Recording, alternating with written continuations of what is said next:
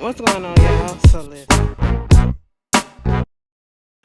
What's going on, y'all? So I am back again for a whole new episode review of Power. This is season 6, episode 14, the episode before the season finale, or the series finale, I should say. Um, I don't know. At this point, this episode is about Tate. Okay, so we gonna see how it go. Y'all know how I do this. I record, I watch a little bit, record, so I can get most of the stuff in and give y'all the gist of everything that's going on in the episode. But my thing is this. Given the way and how disappointed a lot of us are in the way that my skin looks so good, bitch. I just woke up, okay? I just woke up. Girl, I got people upstairs. That's why I'm downstairs. Um, so, and I'm washing clothes, so I gotta kill two birds at one stone. But anyway, so basically, it's just like I don't know how I feel about the next Power coming on book 2 of Ghost. I don't know. I'm undecided, I should say, as to whether or not I want to review it or not. Of course, if the demand is there, I'm 9 out of 10 is gonna do it. But if it's not, and if I'm not feeling it, I'm not gonna do it. But like I said, if the demand is there, and if that's what you guys want, of course I'll give it to you. We'll just continue this. Hopefully it'll be better than this, because I'm just really disappointed in how this is ending, but okay. Hopefully this is a good episode. Reversal of fortunes, okay? So we start off, Rashad is in his feelings. He's at this club. He's at this bar, I should say. You know, they playing a little reggae music. I was like, yes, okay, cool. I'm trying to go in here with an open mind. You know what I'm saying? I'm trying to be positive, okay? And so he drunk as shit. He on the phone with some nigga named Cooper, whatever, and by the voice we can tell that it's Cedric the Entertainer, okay? And so, he was basically like, bring your ass down here, up here to New York, cause I got some shit for you to do. He was like, look, nigga, I'm up in DC, and it was like, so what, bitch? Bring your ass down here. I need you right here, right now. And then, the waitress, she come over there. He hitting on her, talk about some. I can fuck you and all this shit, even if I'm drunk. Cause she said, even in the state that you in, you couldn't even handle me right about now. Okay, bitch, my skin look good in this light. Anyway, girl, I woke up like this. Okay, bitch, that's me. let me stop. Anyway. Um, girl. No, but lips popping and everything. Why the fuck I'm single, girl? Anyway, moving on from that. So he was basically hitting on her. She had to call his brother, whatever, and the brother is the dude that be on all these little hoods. The last thing that I seen him on was the unsolved murders of Biggie and Tupac that came on, I think, USA. It's on Netflix now. Okay, and he played the dude that supposedly killed Tupac or killed Biggie, one of them. You know what I'm saying? But yeah, he be up in all these hood movies or whatever. Go back, you'll know exactly who he is. And he's just one of those faces that you don't know the name of him, but you know him. Okay, and so he passed out. He wakes up in his nephew's bed. You got the family downstairs talking about the states and stuff like that, having a little moment. Rashad comes down there, talking with them, and then just basically like he done with the Governor Tate, thing or whatever, and he just want to get James St. Patrick out his mind, out his view or whatever, because James fucked him. That's what he feel like. And as soon as he talking about, he don't want to hear nothing else about James St. Patrick. Then on the TV, it's announced that he is running with the Loretta Walsh as her lieutenant governor. So he pissed the fuck off at this point. And so he goes to the shooting range with his brother. And I guess the brother is a former cop too, or he's a cop too, because he was like, you trying to get on the forces, back on the force or whatever, because you done with politics. He said, listen, I never said that I was done with politics. I said I was done with this, you know, campaign running for mayor right now. Okay. And so, or I should say governor right now. But he not necessarily done with politics. He said that James Tate campaign is dead, but he not finished, and basically he want to continue and try to get back in the foot. And his brother was like, "Are you really trying to do this because you want to and because of the promises that you made to people, of the community or whatever, or are you trying to do this because you want revenge on James St. Patrick? Which one is it? And then we see him later go over to a meeting where James and Loretta and Ramona is having with that dude, Steven or whatever, from the head of the DNC. And well, James wasn't there. It was Loretta, Ramona, and the dude, Steven. I think that's his name.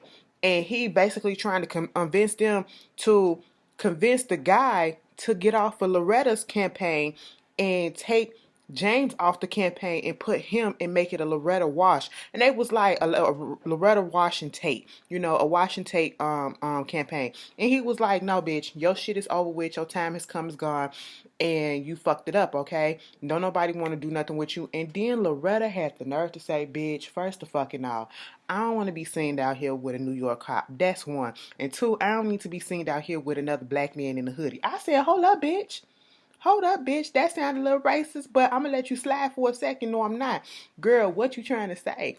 And so at this point, they told him to get the fuck up out of here.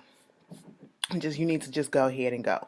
Okay, he making a scene and all this shit. Ramona was about to call the security and everything, and he just get out here and he's like, fuck y'all. And I was like, oh, okay, cool. Cause you in your feelings. Bitch, he go to a church, trying to calm down or whatever. The pastor up there trying to talk to him, and he was like, listen, bruh, you basically let James St. Patrick outsmart you. He outplayed your ass. That's what it is. But you need to go ahead and get back up in this game and do what you said, okay? Because you made a lot of promises. You made a lot of promises to the community, and you made a lot of promises to me. I said, what type of underhanded and undercover shit y'all got going on, Mr. Pastor Man? All right. And he was like, look to God and all that stuff. And he was like, will you tell God to, hurry his ass up and give me a miracle or something like that? I was sitting here like, this seems a little bit blasphemous. You talking about this in the church and all this shit. It just didn't seem right. But okay, you was in your feelings. The scene that got me was when they brought Cedric the Entertainer and his son. First of all, the son played on this show on CBS called, I think it's CBS, called God Friended Me.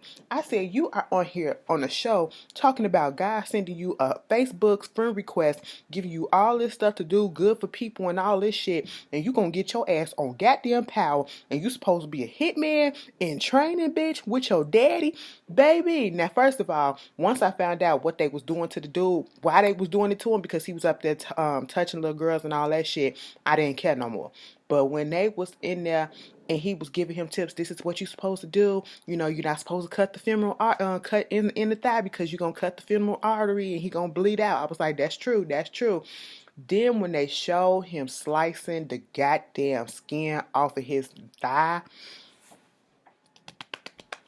I was like, oh no. And I had flashbacks to my boo Julio when they took his tattoo off. Just didn't have to happen. May he rest in peace. Like, that was a good nigga. That was a good nigga. I was like, oh my God, Cedric is such a versatile actor. I was like, okay.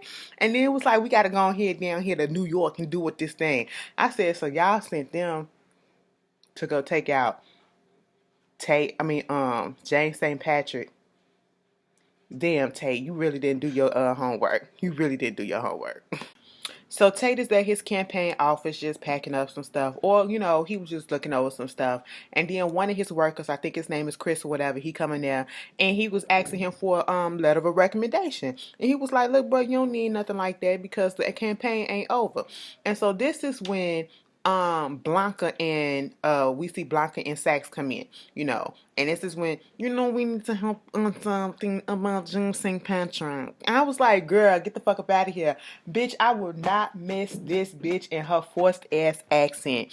Girl, I got a feeling like if you get the actress that played Blanca, bitch, and all of a sudden I see that hoe on the street, she'll be talking to me regular just like this. I'm like, bitch, what happened to the mothballs that was up in your goddamn mouth? Why are you talking like Marlon Brando up in this bitch in The Godfather? Okay, I'm confused. But anyway, we get that scene with her and him trying to convince, not much convincing Tate. It didn't take much, okay, to convince him to try to do something to, get with, bring down James St. Patrick. That's basically what was going on, okay, to team up with them. And So that was what was happening with that. And so we do get the scene where he meets up with this because Blanca and Saxe basically told him that we got information now. We can go ahead and take him down. He don't need the hitmans, okay? He don't need Coop. He don't need Carter, all right? And so he go meet up with them and was like, yo, I'm sorry y'all had to come up here, but that job is over with, okay? We ain't got to do nothing. He was like, me and Coop was like, well, bitch, you still gonna pay us because that's gas, that's time, that's energy, and we need to pay a few $1,000s for that, okay? And so at this point, Coop said, basically, you called us down here, up here to do a job. I don't give a fuck if you say it's over or not. We still gonna do this job. Because, bitch, if something happened to this dude, whoever the fuck it is, who's to say it's gonna stop you from blaming us, putting the target on our back, okay? Now, see, at the end of the day, what's gonna happen right about now is you're not calling the shots. We are, okay? So, either it's gonna be you or it's gonna be the person that you wanted us to fucking take out. Now, which one is it? So that's how come the hit was still on with with James and all that stuff. He didn't want to bring it on because he wanted to go about it the legal way. In a crooked sense because he was lying to the cops, okay? But in a more, he would still be alive type of way.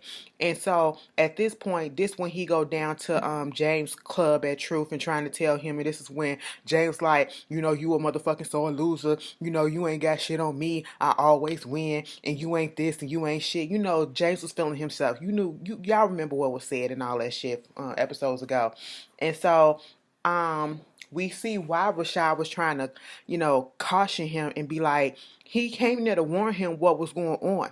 He came there to warn him and let him know, listen, bruh, it's somebody finna come out there. I fucked up. I made a big mistake. I was gonna take your ass out, and I forgot that you even had a kid. I forgot you had 2 kids, bitch. At this point, he was like Tariq, and then Rashad was like, damn, Tariq. And I said, Yas too?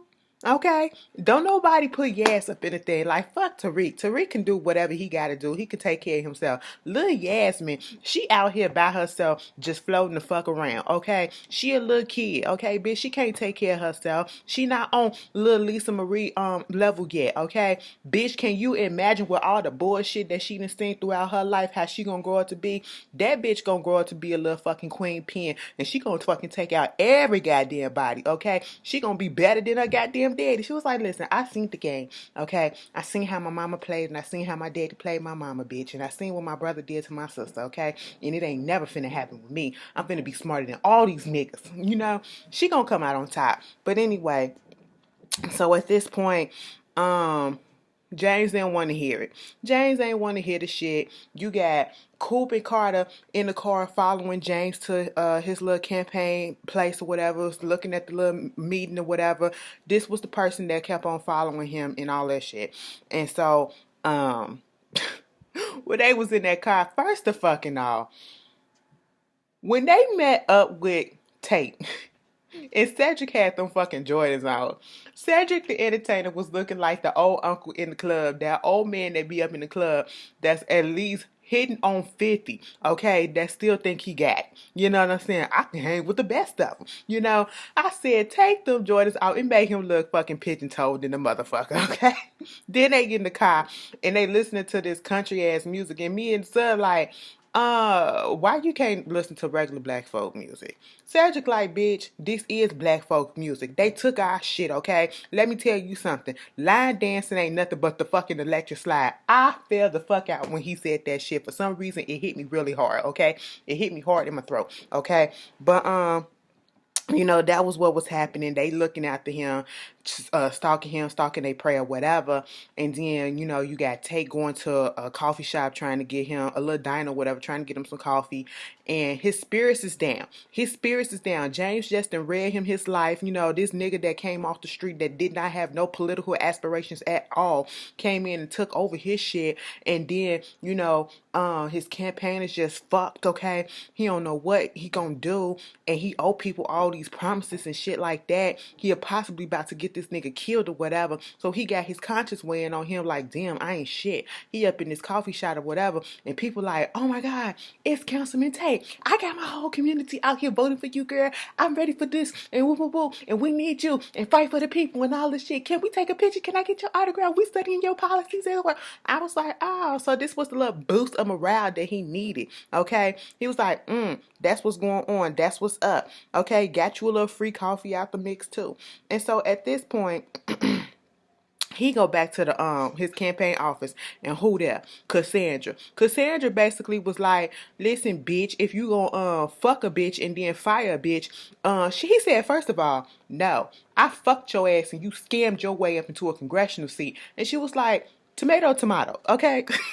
Potato, tomato, you know? Okay, it is what it is. But, you know, maybe you should change the locks on the goddamn door, then I wouldn't be able to come up in this bitch. But let me tell you something. I see you trying to do this little resurgence. I saw the little coffee house thing that you did on live or whatever. You know, that was cute or whatever. But the Democratic leadership, they don't want your ass running for shit. So you need to shut this shit down, okay? It's not gonna happen. Your campaign is dead in the water, okay? Let it the fuck go. All right. He said, bitch, if you don't get your ass up out of here and leave my goddamn keys. She was like, all right, bitch. I was like, that's all it took.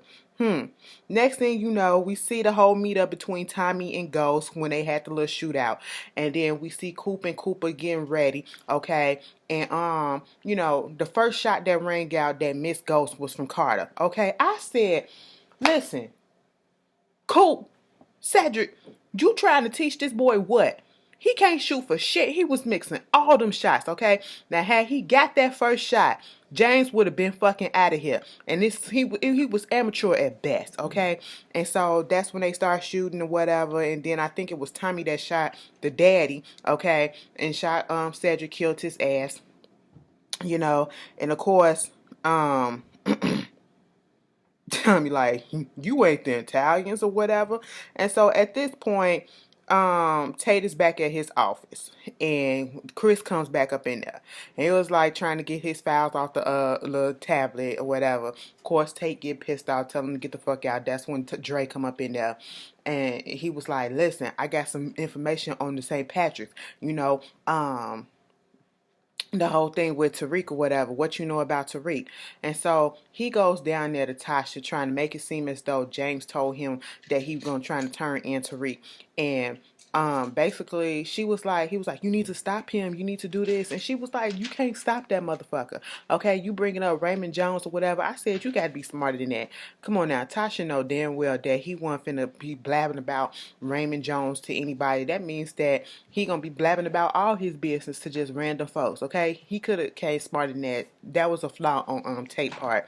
And then while Tate was over there at you know, his brother's house taking out the trash or whatever, Carter come up on him, basically was like, bitch, you fucked us over. You ain't tell us that it was supposed to be two people. You said it was supposed to be one. My daddy motherfucking dead, bitch. And I'm finna come back up in this bitch, and I'm finna kill your ass, because now I want fucking revenge, okay? I'm finna take your ass up in the goddamn house. I'm finna kill your nephew, your sister, and your fucking brother, bitch, okay? That's what's finna happen.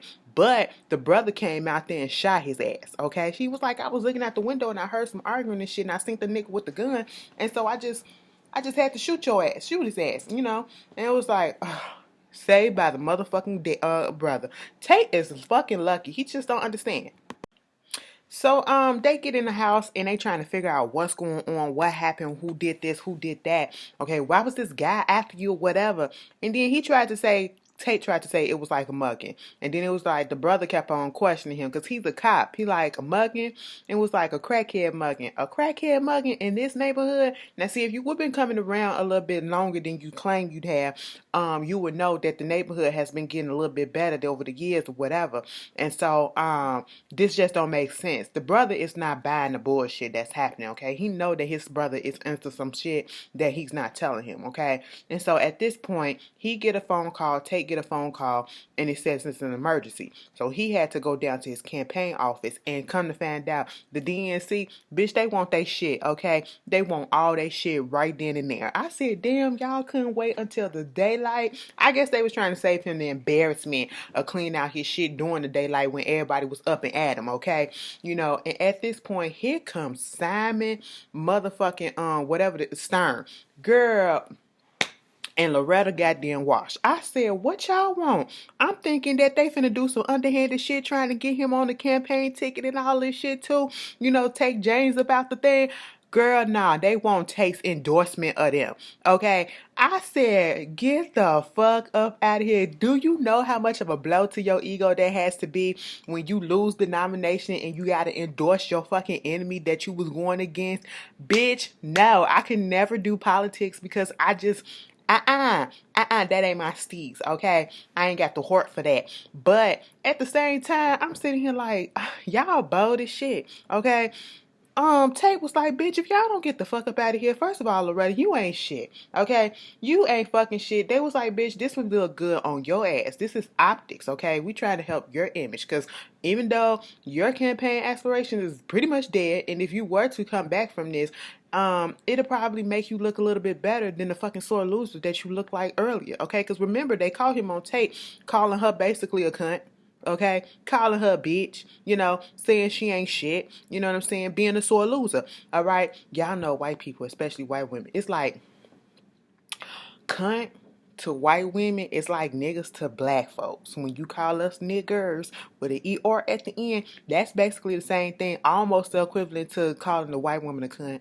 Okay, they be so fucking, oh my God, bitch, shut the fuck up. Anyway, you know, he said, bitch, if y'all don't get the fuck up out of here, he said, listen, you got your goddamn nerves. All you do is pander to fucking black folks, okay?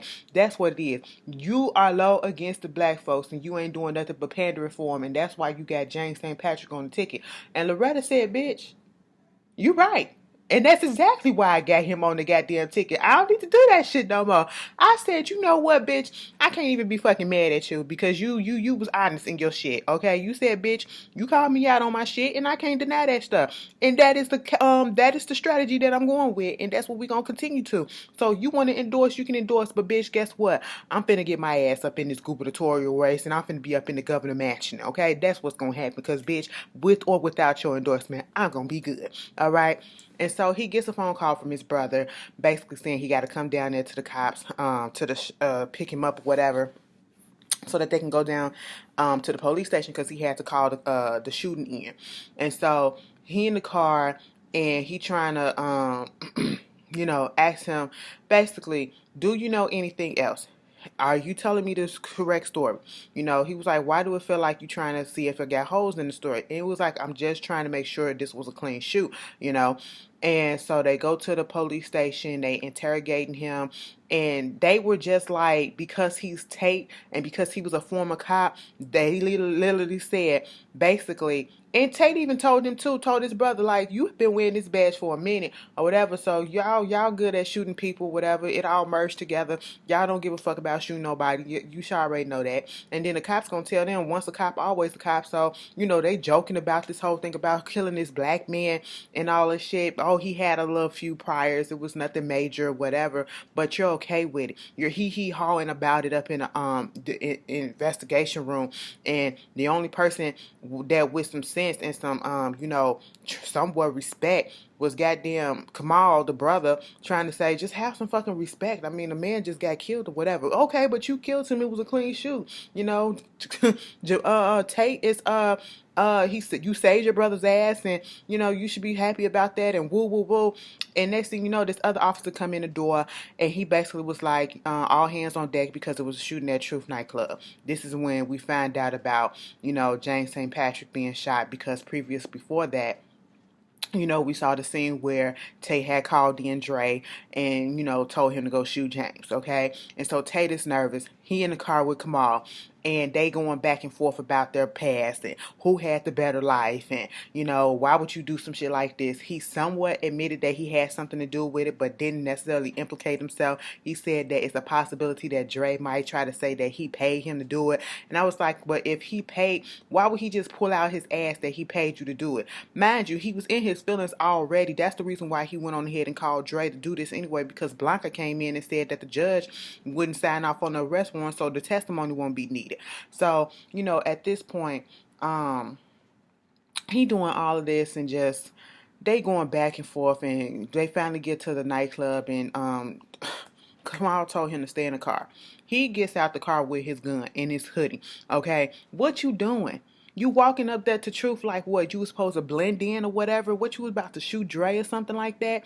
And see, at this point, the what is it? The news lady, Jeannie or whatever, caught up with him, made him give a statement, and of course, he was caught off guard, but that motherfucker was a seasoned politician, and you could tell that nigga went to church or something, because, he was quoting scriptures, and he came up with a bomb-ass speech on the low, okay? On the fucking fly. Even his brother had to say, bitch, where you be coming up with some shit like that, okay? Because that was real. That was some true shit. And that's when he really found out in the midst of the speech that, James got killed, okay? And I was like, look at this shit. He is a politician through and through. So basically, at the end of the episode, the last 15, 12 minutes of the episode, I ain't even finna go through all of it, because it was kind of pointless. We already kind of saw that this was going to happen, okay? James got killed. And of course, Simon and Lorette come over there to Tate, trying to do some governorship, wanting him to take the spot for James St. Patrick, and he flipped it on them, and he flipped it and reversed it, bitch, and was like, no, I don't want the lieutenant governorship, I want the governorship. That's what I want. And if that's not what y'all finna give me, fuck you, fuck that. Okay? Because no, it was Steven and Loretta that came over there to his house, what's his name, his brother's house or whatever. And so, basically, Loretta got all huff and puff in her talk, and Stephen told her to go sit her ass in the car, and he gave the backing, the DNC backing, back Governor Tate. Okay, that's what he gonna do. And so he go to church, and he giving his little speech or whatever, and he put it out there that he's running for. He accepted DNC's Democratic nomination for candidacy for the governor. And then when he go outside, the reporter's asking him, how does this look? The fact that you supported, James St. Patrick, and you had him on your ticket and all this stuff. And he said, baby, it don't look bad on me, because I wasn't the one that introduced him to my campaign. It was Ramona who introduced him to my campaign. Mind you, they just had a confrontation, all right? She was like, what a reversal of fortunes, huh? He said, bitch, you should have bet on me in the beginning, okay? That's why the name of the episode is Reversal of Fortunes. And so at this point, he threw her under the bus so fucking bad and said, basically, she introduced this drug dealer to me, okay? And not only did she do that, she was out here fucking this nigga. I said, bitch, they ain't fuck yet. Ramona was mad. That's partly why Ramona was mad that James was dead, because she ain't never got to sample the D yet. That was it, okay? And so, next thing you know, he out there fucking Cassandra. I said, what the fuck? Bitch, you just cussed that bitch out, and now this whole back, this no titty having whole back. I said, Cassandra, what is up? You not looking good. You looking, girl, no, you are really out for self, okay? When times get rough, let me go the fuck away. But then when it get back on the good foot, I'm finna come back and fuck your brains out. Bitch, Ramona came over there to that hotel. I said, that is a nice hotel. I thought that was his house. I said, hold up. And she paid for the fucking room. First of all, Cassandra, that's where you fucked up at, okay? And Ramona tried to cuss Tate out, and he was like, sis, at the end of the day, your political aspirations are fucking over, because every time somebody come up against your ass and they gonna ask you about fucking a murderous drug dealer, regardless of the fact if you didn't fuck him or not, okay? And then Cassandra come down there like, he, I'm here. And she was like, you bitches deserve each other. And then she was like, bye-bye. Ramona leaves, and Tate told her, bitch, you can take your ass out and share an Uber with her too, okay? Because you really thought that this was back on? Hell the fuck no. And thank you for paying for this fucking room. I said, Cassandra, you dumb as all shit. Okay? You gonna pay for the fucking room? You gonna pay for the fucking room? Bitch, are you serious? Like, bitch is supposed to be getting flued the fuck out and not paying for their fucking ticket. You supposed to, and that means in hotel and shit included. You don't know the game by now, goddamn it. God damn, this bitch got money. You know, he up here talking to Stern. He just got a check from Stern, trying to get Stern to admit that he backed the wrong person. Stern said, bitch, at the time, you ain't had no political aspirations that was viable. You ain't had no financial aspiration that was viable either. Okay? Loretta served a purpose. You didn't. Now you do. So therefore, that's why it's shipped over to you. Okay? So calm your tits. That's what you need to do. He up in the hotel room looking at the TV, and it said, breaking news, the murderer of the murder suspect of mind you, he found out that Dre got killed too. The murder suspect and his brother basically told him that you lucky as shit, okay? Because his brother know that he on some bullshit. But he was like, the murder suspect of James St. Patrick has just been arrested. And then it was like, hold on 1 second. He was so like tense, like, oh my God, what's happening? I said, this motherfucker is still haunting you even from the fucking grave. Bitch, they put the picture up of who did it, and I'm pretty sure it was Tariq. Tariq probably did the shit because he said, holy shit, like it had to been somebody that you would that was close to him. Okay. Who else would have had the fucking motive? Tariq did the shit, or either Tasha did the shit, and Tariq did the shit and went down for Tasha. No, Tariq did the shit and Tasha went down for him. That's what it is, okay? That's what it is. That's girl, anyway. That's what it feel like. To be quite honest, this was a cute episode. It really wasn't as bad. I mean, to be quite honest, though, it wasn't needed. We didn't need this episode. It was like a filler episode, but it was good. I'm not gonna lie. I wouldn't watch it again, but it kept my attention. Did we need it? No, we did not. It gave us a lot of pointless information that we truly did not. It wasn't. It didn't move the story along. Like, who cares? Who cares about Tate and his campaign? We don't care about that. We just want to know who shot this nigga. That's it. And y'all drew this shit out for fucking 5 goddamn episodes. I am so disappointed in this shit. And then we already knew that.